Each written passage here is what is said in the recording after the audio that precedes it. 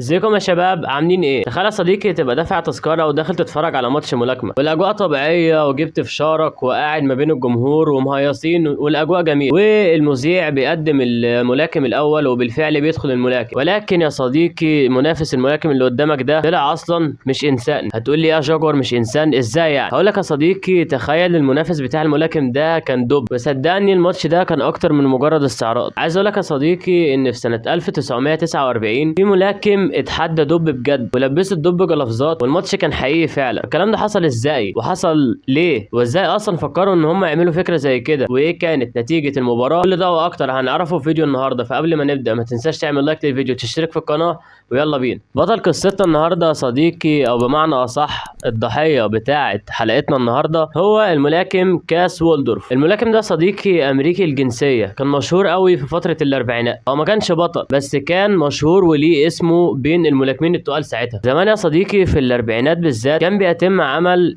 حاجات زي كده كتير جدا. زمان يا صديقي كان بيحصل حاجات زي كده كتير جدا. كنت هتلاقي يا صديقي مصارعين بيحاربوا اسود ونمور، حيوانات كتيره غريبه. بس الموضوع كان مجرد مصارعه، لان اغلبنا او كلنا عارفين ان المصارعه بتبقى يعني هي عباره عن مسرحيه مش ماتش حقيقي. ولكن يا صديقي المختلف في قصتنا النهارده ان الموضوع كان بجد، والموضوع كان ماتش ملاكمه رسمي. والموضوع يا صديقي كان ماتش ملاكمه رسمي وحقيقي بنسبه 100%. وبالفعل يا صديقي قرر بطل قصتنا ان هو يواجه دب. قعد يفكر طبعا هو كذا شركه انتاج ان هم هينظموا الحدث ده ازاي. ولو انت يا صديقي لسه مش متخيل حجم الموضوع او الرعب اللي في الموضوع عامل ازاي، عايز اقول لك ان طول الدب، عايز اقول لك يا صديقي ان طول الدب بيوصل حوالي 3 متر، وساعات وزن الدب يا صديقي بيوصل لاكتر من 600 كيلو جرام. انت متخيل الفرق في الحجم عامل ازاي؟ ده لما واحد فينا بيلعب في التمرين او بيحصل مقارنه ما بين ملاكم وزن خفيف وملاكم وزن تقيل، اللي هو الفرق بينهم ما بيبقاش مكمل اصلا 10 كيلو، بنقول المقارنه غير عادله. تخيل ده بيلعب دب اتقل منه بكام 100 كيلو كده، انت فاهم؟ فصدقني الموضوع اكبر بكتير مما انت متخيل، والملاكم ده عرض حياته لخطر حقيقي. وبالفعل يا صديقي المجنون ده قرر ان هو كده كده هيلعب الماتش. ناس كتير قعدت تقول له يا ابني لا، ويا راجل بلاش. ابو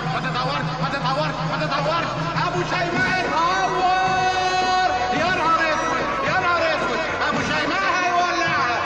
ولكن هو برضه قرر ان هو يلعب الماتش، ودخل الدب لابس جلافزات ومأمنين كويس جدا جدا على بقه مقفول. بدأت المباراة صديقي، والملاكم كاس وولدورف كان بيحاول ان هو يلعب على السرعة والتحركات، وكان بيلعب جابات كتير جدا او ضربات خاطفة كتيرة جدا علشان يقدر ان هو يسيطر على النزال او على الحاجة اللي كانت بتحصل. انا مش قادر اسمي ده ماتش ملاكمة اصلا لحد دلوقتي. بس كل ده بدون فايدة، لان اول ما الدب قرر ان هو يهجم بضربة واحدة بس يا صديقي، وقع الملاكم على الارض وحياته كانت في خطر حقيقي. طبعا محدش قدر يستنى اكتر من كده، والجماهير كلها كان عندها رعب شديد. اتدخلوا الحكام والامن ورجعوا الدب مكانه تاني، ويا صديقي انتقل الملاكم على المستشفى على طول. بس الحمد لله ما ماتش ولحقوه وكمل حياته عادي. قصة النهارده يا صديقي على قد ما هي غريبة وتحس ان هي عبيطة او هي يعني معمولة عشان نضحك عليها، لكن يا صديقي انا عايزك تفكر قد ايه الانسان ضعيف قدام الحيوانات المفترسة، ومش بس الحيوانات المفترسة، قدام الطبيعة عامة.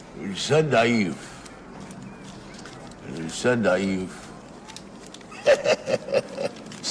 وقد ايه الانسان ضعيف. فنتعلم يا صديقي من القصه بتاعت النهارده ان عمرك مهما زادت قوتك كانسان، يعني ان انت تبقى مغرور او ان انت تفتكر نفسك حاجه. يعني حرفيا اقل حيوان مفترس او حتى مش مفترس عنده قدرات اعلى منك بكتير. يعني اسرع انسان يا صديقي لو دخل في سباق مع اسرع حيوان في العالم اللي هو الشيتا، مستحيل ان يبقى في مقارنه بين الاثنين اصلا. طبعا دلوقتي هيطلع لي واحد ويقول لي طب كده يا جاكور الانسان مظلوم كده، احنا قدراتنا محدوده جدا قدام الحيوانات والكائنات البريه او الكائنات التانيه عامه كلها.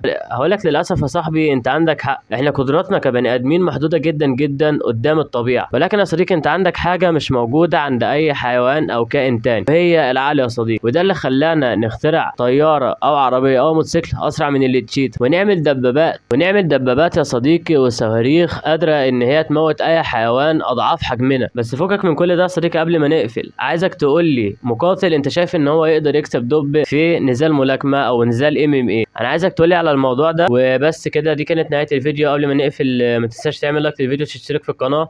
وبس كده، سلام.